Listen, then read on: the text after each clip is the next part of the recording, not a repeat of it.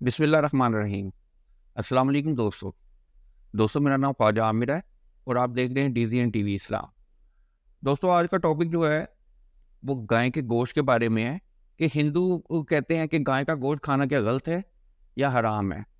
तो सबसे पहले हम एक क्लिप देखते हैं नरेंद्र मोदी साहब का, और उसके बाद हाई कोर्ट के जज, सीनियर जज जो हैं, उनकी कन्वर्सेशन, और उसके बाद फिर डॉक्टर जाकिर नाइक साहब जो हैं वो एक हिंदू को सवालो जवाब का सिलसिला उनका जारी है कि गाय का गोश्त खाना हलाल है या हराम है। आए देखते हैं वीडियो में। सबसे ज्यादा गायें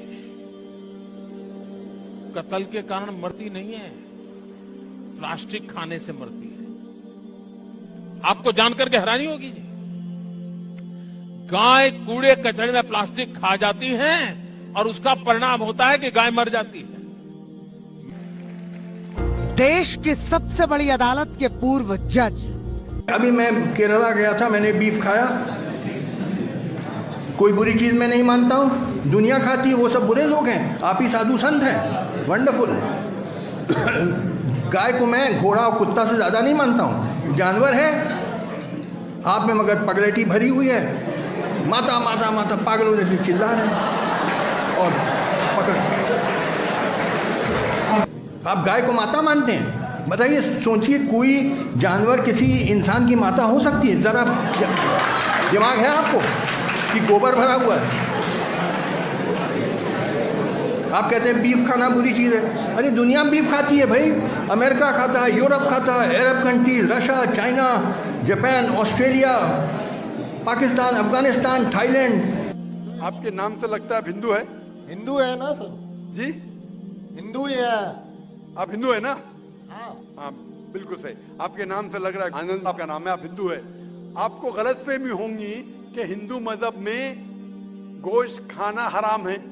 आप जब हिंदू मजहबी किताब पढ़ते हैं, आपकी मजहबी किताब में लिखा है कि गोश्त भी खा सकते हैं, मांस भी खा सकते हैं और बीफ भी खा सकते हैं, गाय का गोश्त भी खा सकते हैं। आप जब पढ़ेंगे मनुस्मृति चैप्टर नंबर 5, अध्याय नंबर 5, श्लोका नंबर 30 में लिखा है कि अगर खाने वाले जानवर, अगर खाने वाले मखलूक उस चीज को खाती है जो खाने वाले जानवर है, तो आप कोई गुनाह नहीं कर रहे, क्योंकि ईश्वर ने कुछ मखलूक को बनाया है खाने के लिए और कुछ मखलूक को खा जाने के लिए।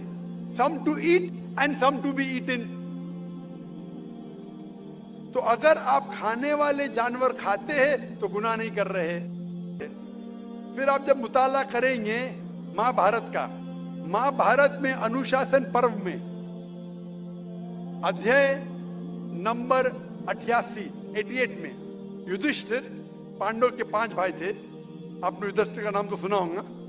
युधिष्ठिर जो पांडव के 5 भाई थे, युधिष्ठिर पांडव में सबसे बड़ा भाई था। वो पूछता है भीष्म से कि हम यज्ञ में, पूजा में क्या खाना दे ताकि हमारे परदादा खुश होंगे। तो भीष्म कहता है, अगर हम यज्ञ में, पूजा में चावल, बार्ली, सेब, भाजी पाला देंगे तो हमारे परदादा 1 महीने के लिए संतुष्ट रहेंगे।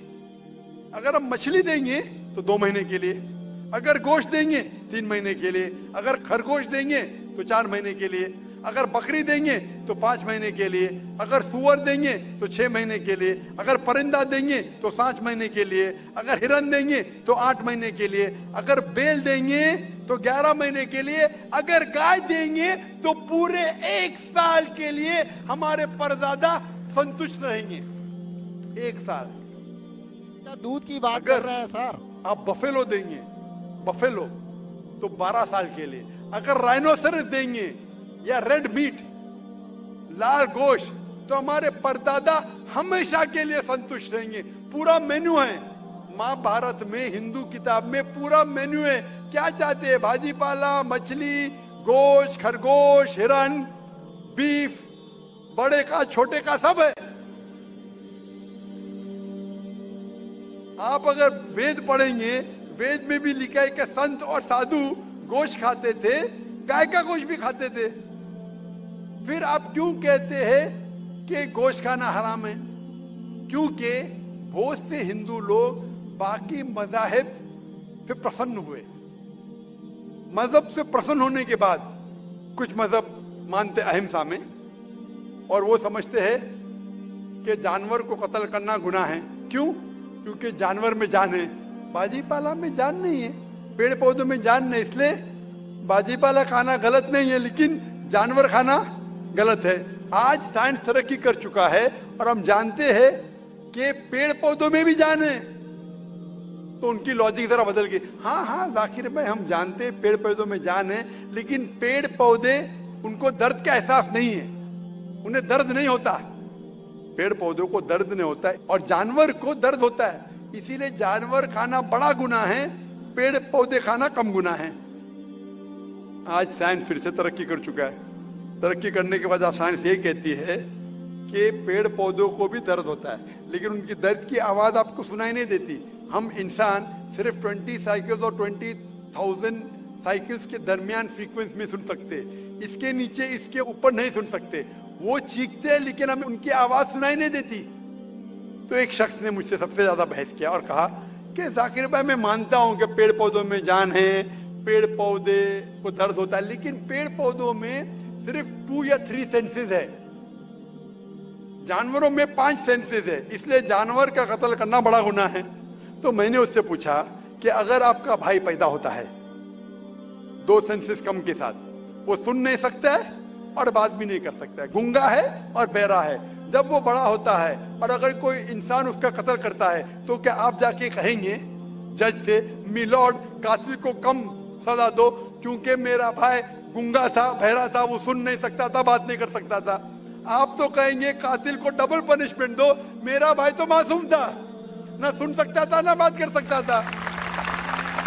आप अगर मुताला करेंगे मजहबी किताबों का और साइंस का, गोश्त खाना कोई गलत नहीं है, और मुझे खुसूसन कोई गिला शिकवा नहीं अगर गैर मुस्लिम, अगर हिंदू गोश्त नहीं खाते, मुझे कोई गिला शिकवा नहीं, क्योंकि अगर सब हिंदुस्तानी गोश्त खाने लगेंगे तो हिंदुस्तान में गोश्त का भाव बढ़ जाएगा।